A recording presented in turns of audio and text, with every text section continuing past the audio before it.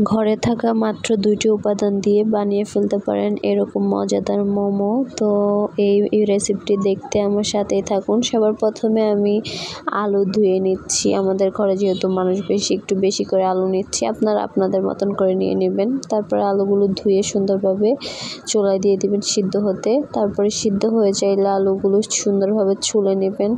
দেন হইলো আলুটাকে সুন্দরভাবে পিষে একদম যেন মিক্ষিন হয় ওইভাবে নেবেন। তারপর নেবেন কর্নফ্লাওয়ার, পেঁয়াজ, ধনিয়া পাতা, এগুলো সব কিছু নিয়ে তারপরে হলো সব একসাথে মিক্স করে ফেলবেন আলুটার সাথে যা আছে। সবার প্রথমে হলো আপনারা যেটা শুকনো মরিচ আছে, শুকনো মরিচটা হলো পিষে নেবেন। আর আমি একটু স্বাদ মতন লবণ দিয়ে নিচ্ছি, আমরা যেরকম খাই সেরকম।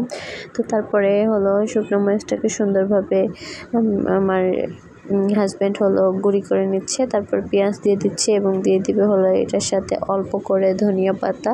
যেহেতু এটা মাখবে, ধনিয়া পাতাটা হলো এটার সাথে একদম গলে যাবে, তার জন্য পুরোটা দিল না। তো অর্ধেক দিয়ে কিন্তু সুন্দরভাবে মেখে নিচ্ছে। এবার আলু যেটা ভর্তা করা ছিল ওইটার মধ্যে সুন্দরভাবে দিয়ে মেখে নিতে হবে। এবং ওইখানে কিন্তু আরও একটা উপাদান দিতে হবে, সেটা হলো ম্যাগি মশলা। ম্যাগি মশলা তো আপনারা সবাই চিনেন। তো ম্যাগি মশলা দিলে কি ফ্লেভারটা একটু ভালো হয় এবং খেতেও একটু মজাদার হয়। তো আমি যেহেতু এখানে কাঁচামরিচ ইউজ করতেছি না, তার জন্য ম্যাগি মশলাটা দিয়ে দিলাম যেন ফ্লেভারটা সুন্দর হয় তার জন্য। তো ম্যাগি মশলাটা দিয়ে কিন্তু খুব ভালোভাবে মেখে নিতে হবে, নয়তো এক জায়গায় হবে আরেক জায়গায় হবে না। তো এই যে দেখতে পাচ্ছেন কি সুন্দর করে মাখতেছে।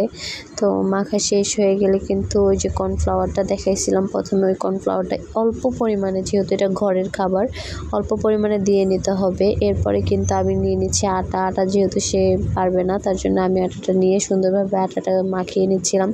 আসলে আমিও পারি না তেমনভাবে, কারণ সংসারে তেমন কোনো কাজ করা হয় না, যেহেতু এখনও মায়ের কাছেই থাকি। সো মাই সব কিছু করে। তো তারপরেও কষ্ট করে আটাটা মাখায় নিলাম। দেন হলো আমি ছোট ছোট করে আটাটাকে গোল বানাই নিচ্ছি, গোল্লা বানাই নিচ্ছি। তারপরে কিন্তু আমি সবগুলো আটাকে সুন্দরভাবে একদম ছোট ছোট আমরা যেভাবে রুটি বানাই সেভাবে রুটি বানিয়ে নিব। অনেকগুলা কিন্তু আপনারা দেখলেই বুঝতে পারবেন যে কতগুলা বানাইছি। হ্যাঁ, অনেকগুলা। তো তারপরে আমি এই যে আটা, এই যে দেখেন এরকম ছোট ছোট অনেকগুলা হয়েছে আমাদের একদম 5-6 জন মানুষ সবার হয়ে গেছে। তো তারপরে এটা কিন্তু একদমই ইজি। ভিতরে আলু দিয়ে নেবেন, আলু দেওয়ার পরে হলো সুন্দরভাবে চারপাশ থেকে এইভাবে মুড়িয়ে নেবেন। মুড়িয়ে নিলেই কিন্তু হয়ে যাবে, এই যে সুন্দর একটা মোমো হয়ে যাবে।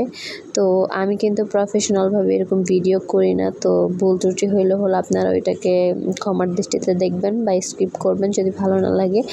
তো আমি ডিটেলসে দেখিয়ে দিচ্ছি, হয়তো বা কথা গোছানো হচ্ছে না। তো আমি এই যে দেখেন অনেকগুলো মোমো কিন্তু বানিয়ে নিচ্ছি। আর সব মোমো কিন্তু সেমভাবে বানিয়ে নেবেন। ভিতরে আলু দিয়ে দিবেন, আলু দিয়ে দেন হইলো সুন্দরভাবে এটাকে বানিয়ে নেবেন। এই যেভাবে জাস্ট এক সাইড থেকে এনে আরেক সাইডে দিয়ে দিবেন, তাহলে হয়ে যাবে। তো তারপরে চলে গেলাম আমরা রান্নাঘরে গিয়ে তেলের মধ্যে দিছি, দেখি তেলটা গরম হয় নাই। তারপরে গরম হওয়ার পরে সবগুলো আস্তে আস্তে দিয়ে দিলাম। দিয়ে কিন্তু সুন্দরভাবে আমরা ভেজে নিয়েছি। ভেজে যে পরিমাণে একটা মজা হয়েছে।